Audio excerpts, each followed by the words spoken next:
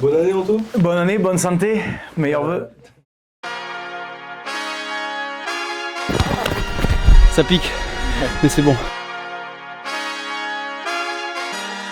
Si vous êtes là, c'est parce que vous aimez ce sport.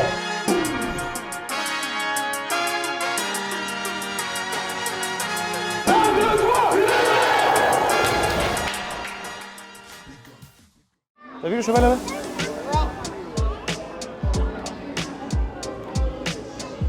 Elle est bonne la sucette? Faudra bosser les dents ce soir. C'est Luc. On dirait que c'est Luc.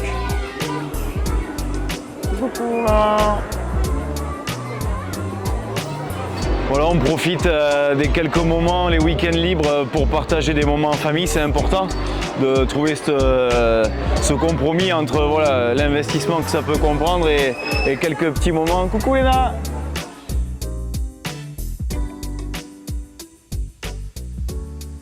Une équipe qui a beaucoup donné en début de saison, donc qui a besoin aussi de souffler. Donc c'est à nous, les entraîneurs, à remotiver les troupes pour leur dire oh les gars, on est là où on voulait être.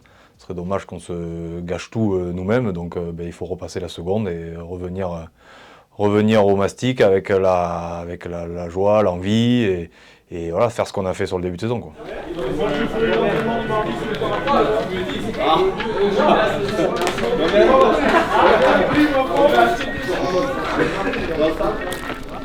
Ça va les petits gars, la star.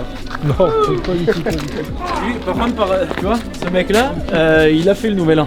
Il a bien fêté. Non?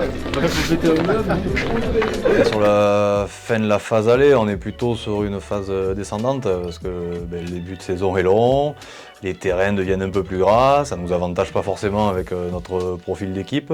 Donc on sauve les meubles contre Saint-Médard, tu perds à 3 minutes de la fin, tu reviens faire l'égalité. Bon, tu as la balle pour gagner le match, mais tu ne le gagnes pas. Mais il était temps que la pause arrive, je pense que ça va faire du bien à tout le monde dans les têtes et dans les corps pour attaquer tambour battant la deuxième partie.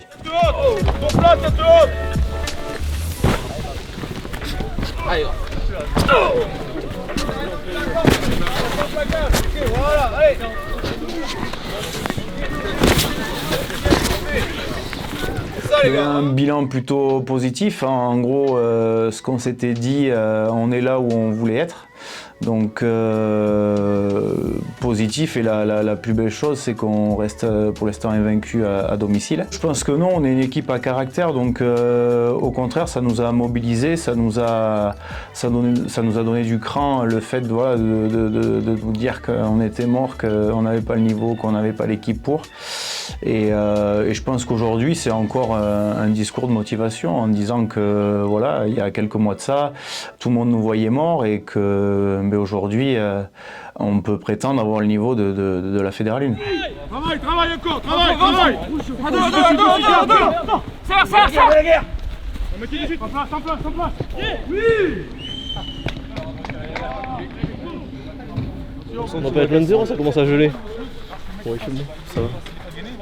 Tranquille. Pas mal au cannes, les impacts et tout, non? Non, tranquille. On s'y remet petit à petit. Ouais. On a une équipe relativement jeune. Il faut qu'ils se rendent compte qu'on doit et on peut gagner à l'extérieur. Et ça sera vraiment cette victoire-là qui nous fera, je le répète, basculer dans le bon sens. Et peut-être au lieu de jouer le maintien, si on arrive à rester vaincu à domicile et qu'on arrive à en gagner à l'extérieur, on va pouvoir viser cette fameuse 6e place qui permettra de peut-être jouer les phases finales. Donc voilà, ça c'est un but que doivent avoir les joueurs.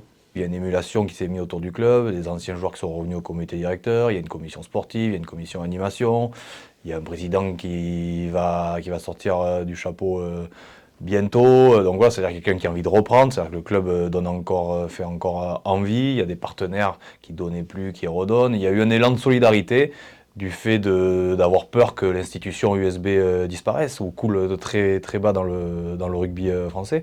Donc cette solidarité te montre que le club est important dans cette ville et c'est positif parce qu'il y a beaucoup de monde qui s'est retroussé les manches pour faire en sorte que ça fonctionne.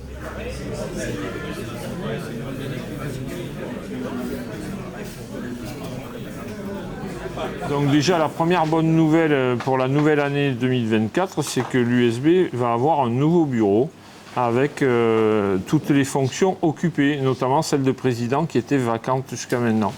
Le côté humain, que ce soit au sein de l'école de rugby, du pôle jeune, les féminines ou le groupe senior, que ce soit les joueurs, les encadrants, les éducateurs, les coachs, tout le monde nous a montré et apporté leur confiance.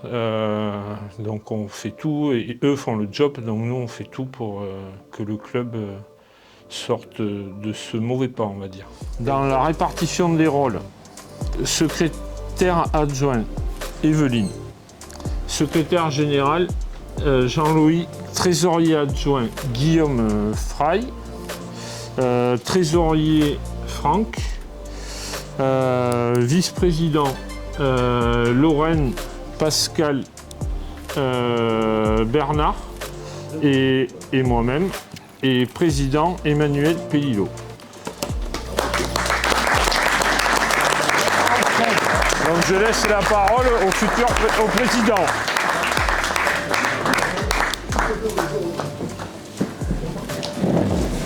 Avec la nomination du nouveau président, c'est ce qui va apporter du renouveau, je pense, au club.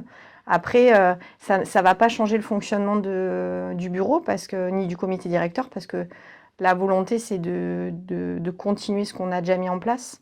Et c'est juste d'avoir quelqu'un qui représente le club à l'extérieur. Parce que ce n'était pas notre volonté aux 3 vice-présidents de prendre la place. Donc c'est pour ça que le président aura ce rôle. Mesdames, Messieurs, chers membres de l'USB Rugby, je suis honoré et reconnaissant de votre confiance en me choisissant comme président.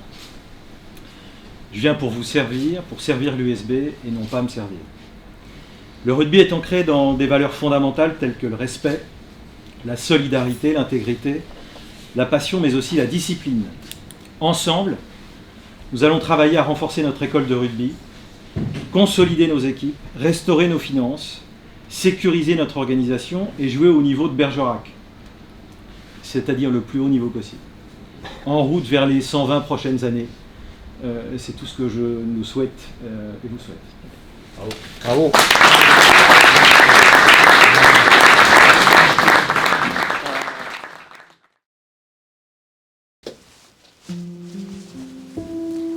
Bonjour, Monsieur le Président. Bonjour Lilian. Pourquoi ce choix de soutenir une institution comme le Les organisations comme celle que je dirige ont vocation à soutenir les institutions. L'USB Rugby en est une depuis 120 ans. Ça, c'est le premier point. Le deuxième point, vous avez pas manqué de souligner que je ne suis pas bergeracois.